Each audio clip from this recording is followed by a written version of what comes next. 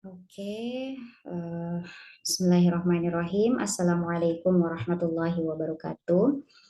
Selamat pagi dan salam sejahtera untuk kita semua. Di video kali ini saya akan melanjutkan perkuliahan untuk mata kuliah psikologi sosial. Di pertemuan kedua kali ini materi kita adalah tentang konsep diri gitu ya. Nah, sebelumnya saya mau share screen dulu.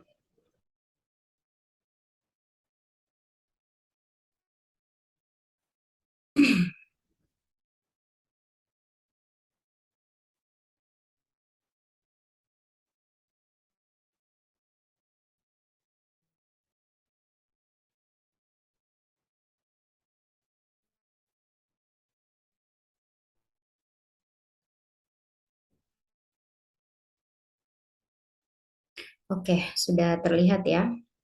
Jadi, untuk pertemuan kedua kali ini, materi kita adalah tentang konsep diri yang pada dasarnya sangat mudah kita pahami gitu ya, karena ini berkaitan dengan diri kita sendiri sebagai seorang manusia gitu. Nah, tentunya yang pertama kali sebenarnya awalnya mengapa kemudian ada konsep yang dinamakan dengan konsep diri ini adalah adanya sebuah kenyataan bahwa ternyata seseorang itu tidak hanya menanggapi orang lain gitu ya, tetapi mempersepsikan dirinya sendiri gitu ya. Ternyata kita itu tidak hanya menilai orang lain gitu ya, tetapi justru kita juga menilai diri kita sendiri.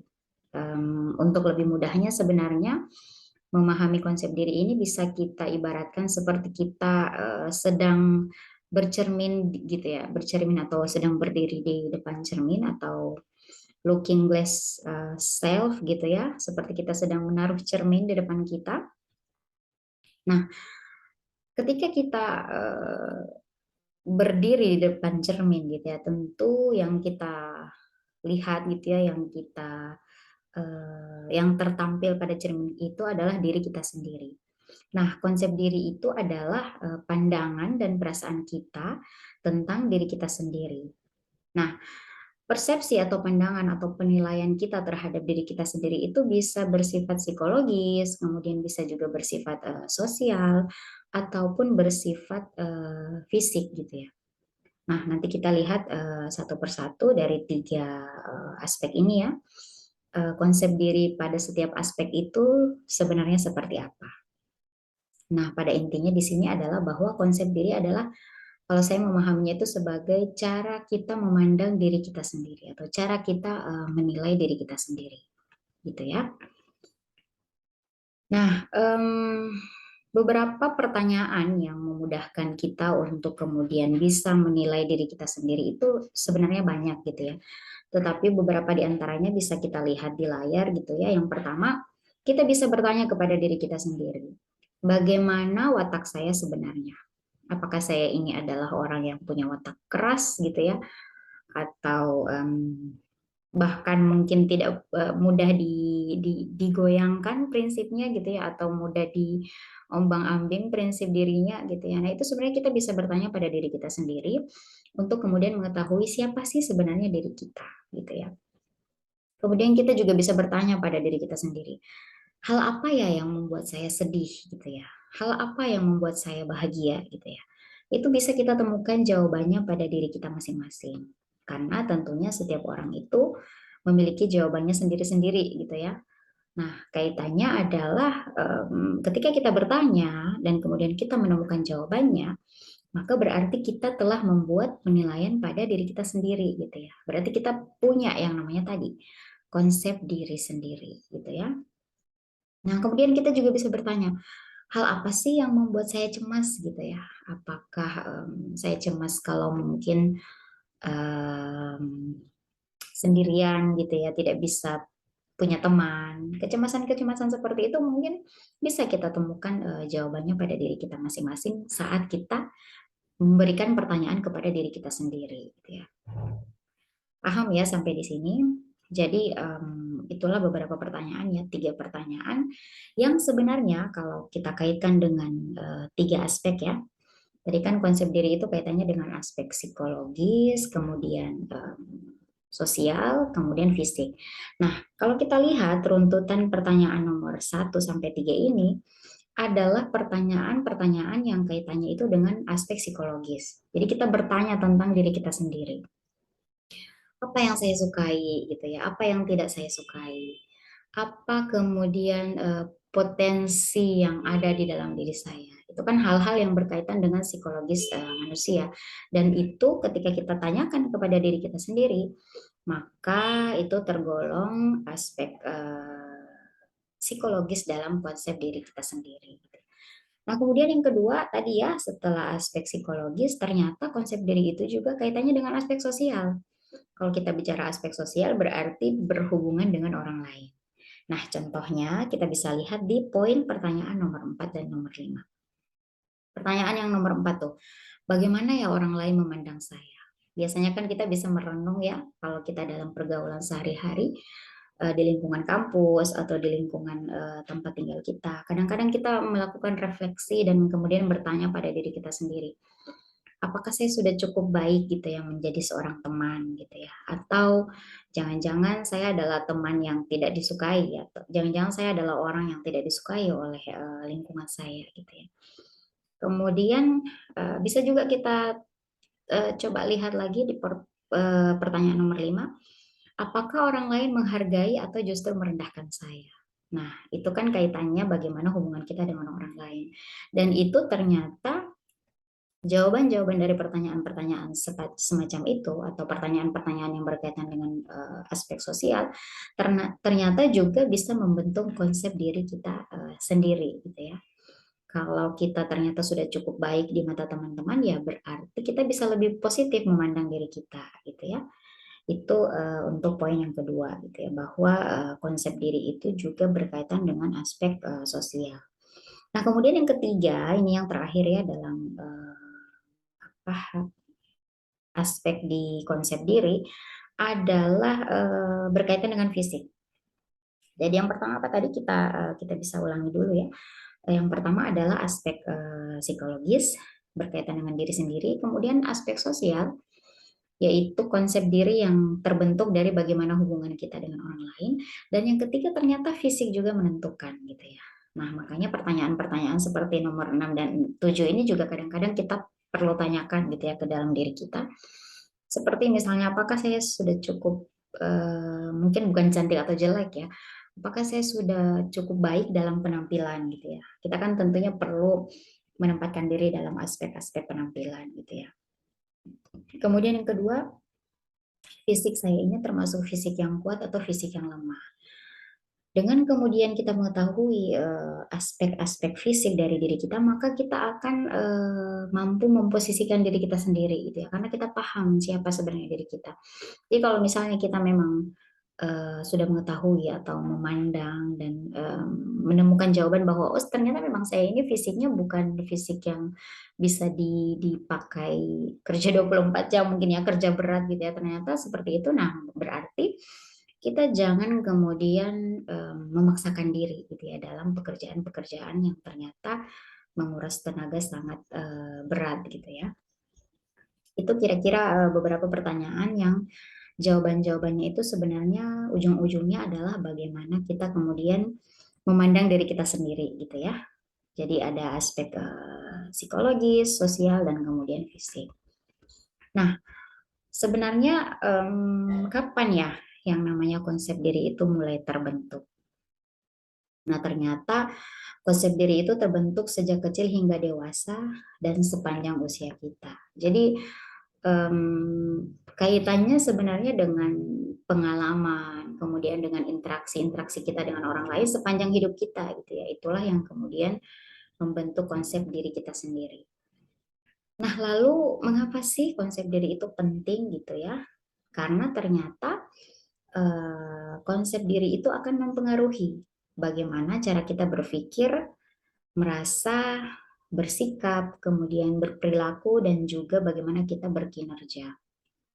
Kalau ada seseorang yang kemudian memandang dirinya, oh ternyata saya jelek gitu ya, oh ternyata saya nggak cantik gitu ya.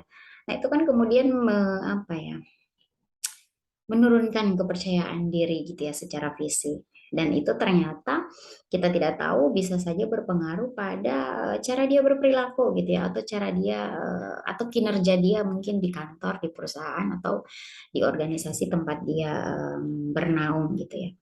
Maka di sini adalah alangkah baiknya kita memiliki konsep diri yang positif gitu ya. Karena kalau kita memandang diri kita secara positif, maka banyak hal positif yang juga kemudian bisa terbentuk dari diri kita gitu ya. Jadi untuk sekarang mungkin sering-seringlah bertanya pada diri sendiri gitu ya tentang tadi aspek-aspek yang sudah kita contohkan ya pada beberapa pertanyaan.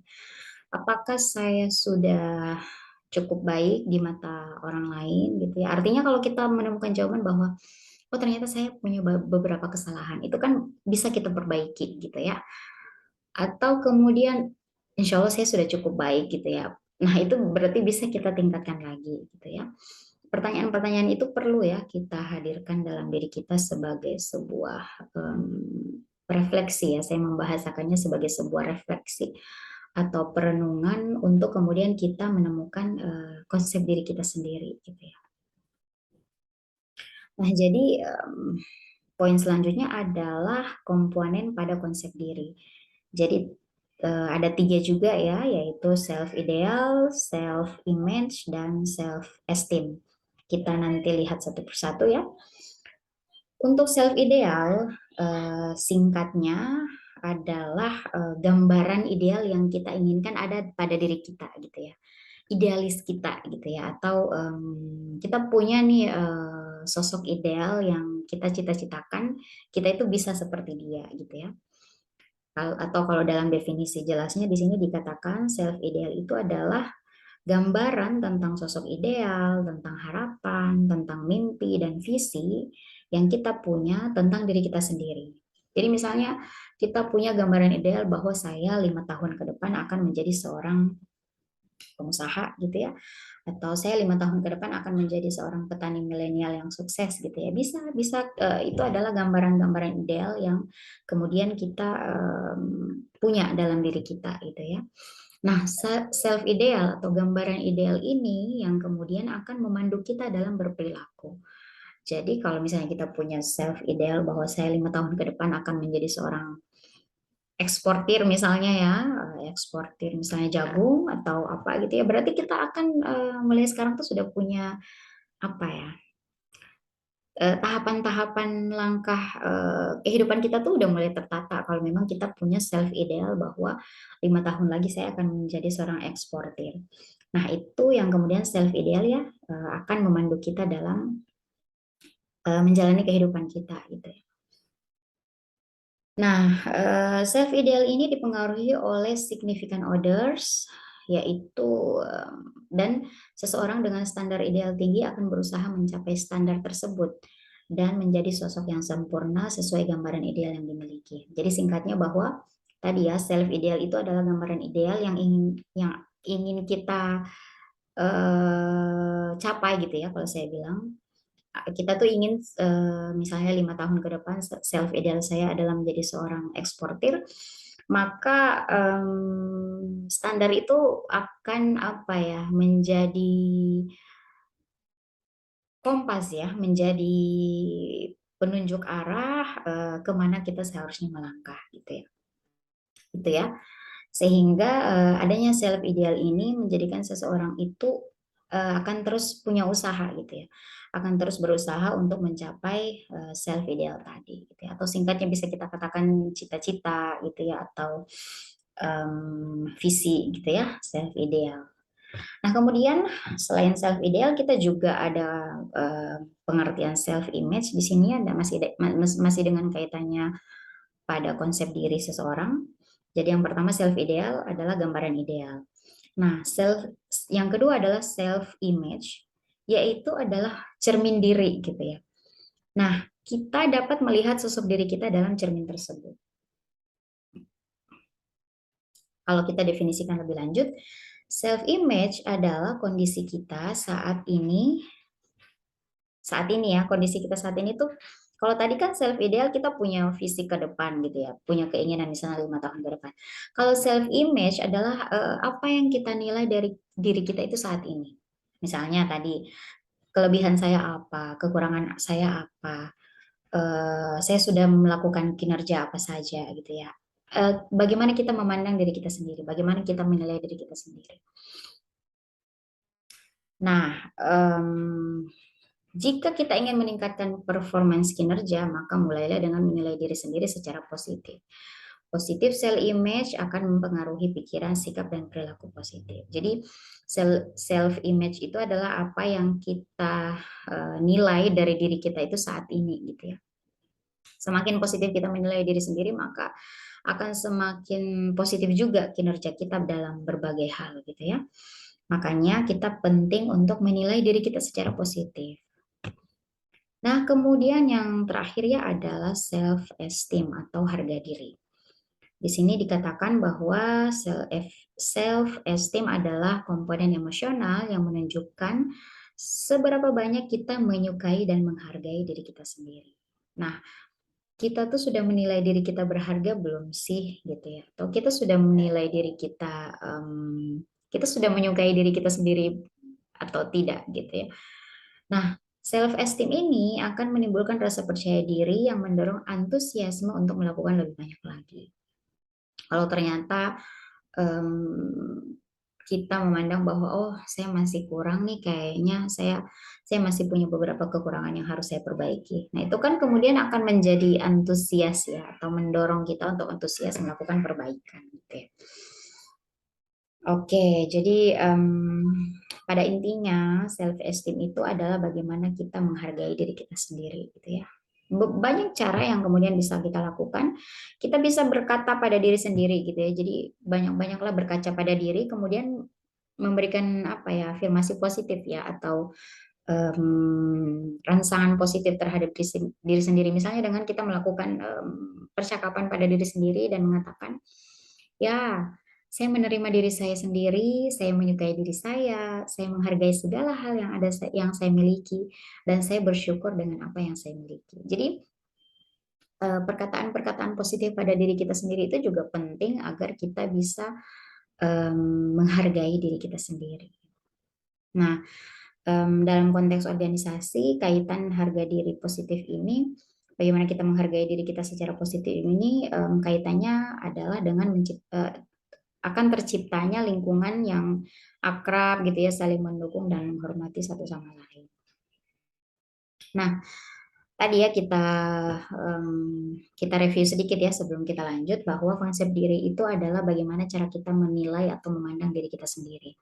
Ada 3 aspek ya yang berkaitan dengan konsep diri. Yang pertama itu aspek sosial, psikologis. Itu pertanyaan-pertanyaan yang bisa kita berikan pada diri kita sendiri berkaitan dengan potensi-potensi dari dalam diri sendiri. Kemudian aspek sosial, yaitu bagaimana hubungan kita dengan orang lain, kemudian membentuk konsep diri tersebut. Dan kemudian yang ketiga adalah aspek fisik gitu ya. Pertanyaan-pertanyaan seperti apakah saya sudah cukup baik dalam berpenampilan, apakah saya sudah cukup kuat secara fisik gitu ya. Itu ada 3 aspek. Kemudian kalau kita gali lebih lanjut lagi, ternyata ada 3 juga komponen dari konsep diri ini. Yang pertama adalah self ideal, kemudian self image, dan kemudian adalah self esteem gitu ya. Jadi silahkan diingat-ingat, dan selain diingat-ingat yang lebih penting adalah bagaimana kita mengimplementasikan konsep-konsep yang sudah kita ketahui barusan, yang sudah kita pelajari barusan ini ke dalam diri kita sendiri.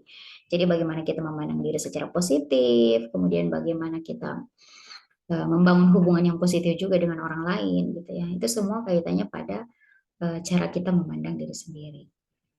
Nah, kemudian berikutnya, faktor-faktor apa sih yang sebenarnya mempengaruhi konsep diri seseorang gitu ya.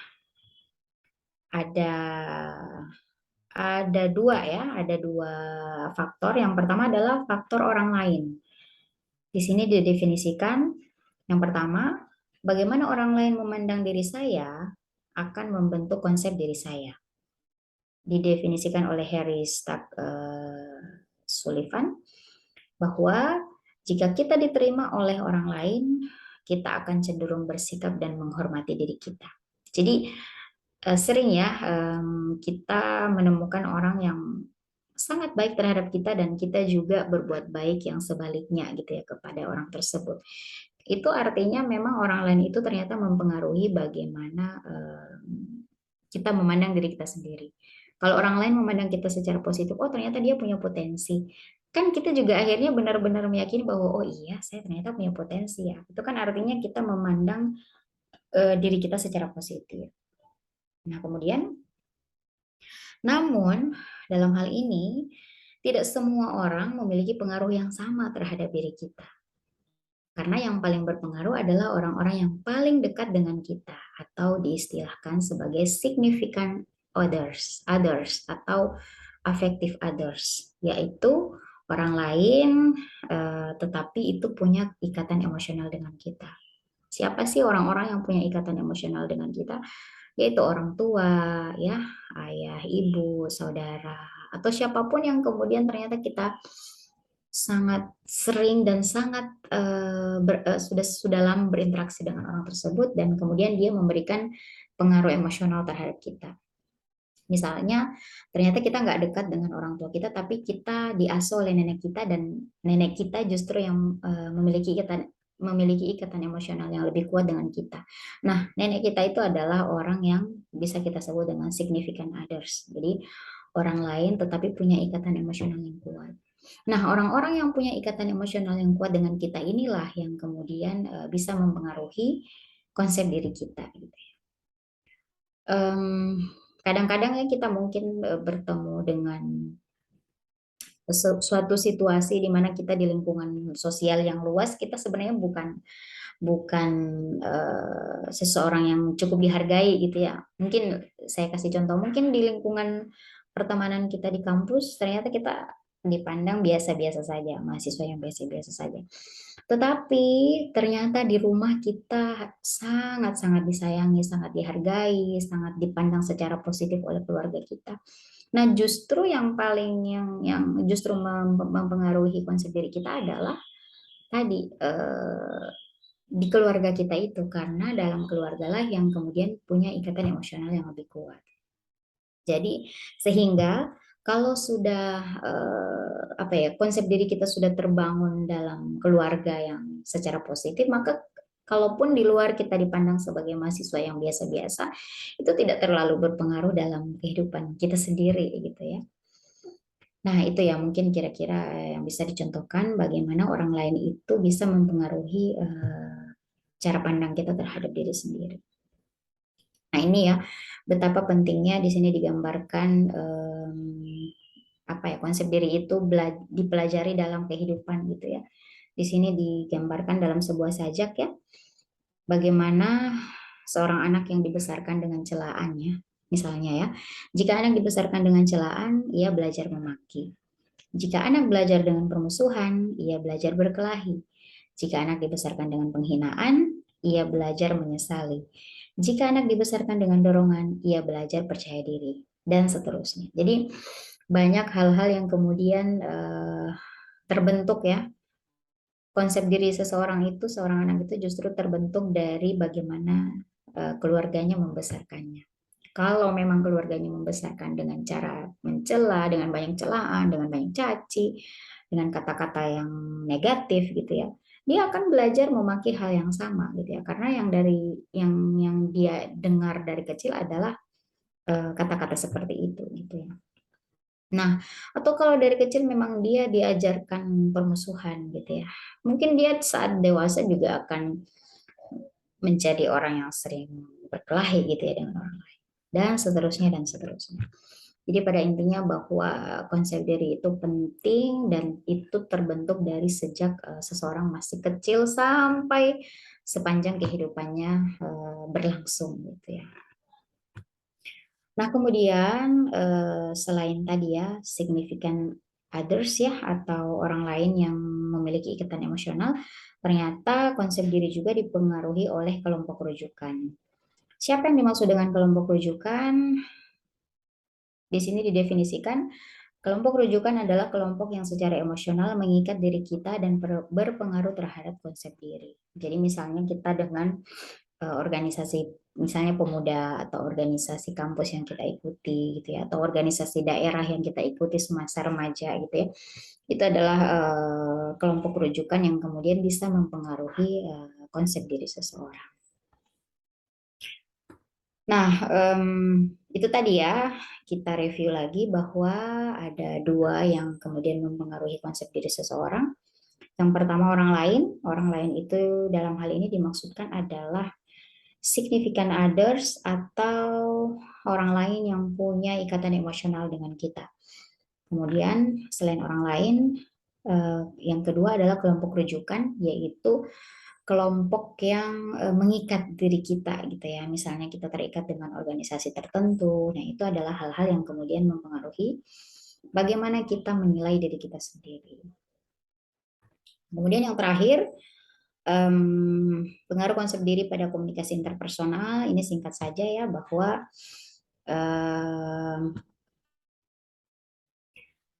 kalau kita memiliki konsep diri yang negatif, kita akan tumbuh menjadi seseorang yang tidak tahan kritik. Namun kita hanya senang dengan pujian semata gitu ya. Pokoknya kita maunya dipuji aja gitu ya.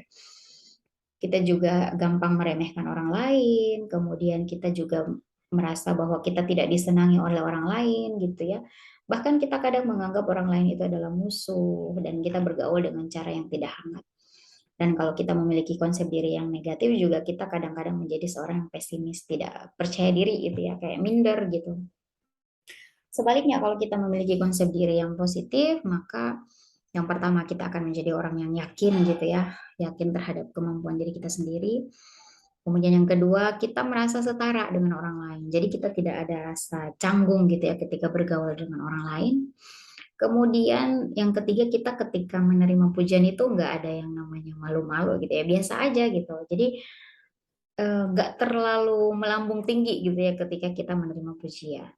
Mengapa? Karena kita sebenarnya sudah terbiasa gitu ya dengan pujian, dengan hal-hal positif atau apresiasi positif misalnya dari keluarga kita gitu ya. Sehingga kalau misalnya suatu waktu kita di lingkungan kampus mendapat pujian yang mungkin nggak terlalu beda dari keluarga kita, ya kita menganggap biasa aja gitu, karena saya di rumah juga dihargai secara positif dari keluarga saya gitu ya.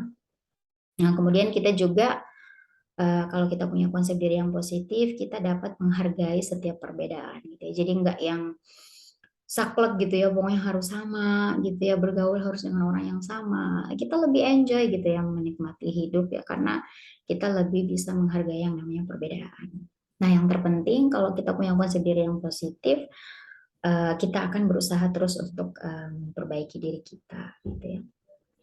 Jadi pada intinya dalam perkuliahan kali ini adalah tentang konsep diri, bagaimana kita menilai diri kita, apakah kita sudah cukup negatif, sudah cukup positif memandang diri kita, atau bahkan kita menilai diri kita sebagai seseorang yang buruk. Nah itu silahkan pahami konsepnya, tetapi yang justru lebih penting adalah bagaimana kita mengimplementasikan konsep yang sudah kita pelajari barusan ini dalam kehidupan kita sendiri gitu ya. Jadi pesan saya, mari kita pandang diri kita secara positif agar kemudian potensi-potensi yang baik dalam diri kita juga bisa kita maksimalkan gitu ya. Mungkin cukup sekian dulu untuk perkuliahan di pertemuan kedua kali ini. Insya Allah nanti akan saya lanjutkan untuk pertemuan ketiga ya. Cukup sekian, lebih dan kurangnya saya mohon maaf. Wassalamualaikum warahmatullahi wabarakatuh.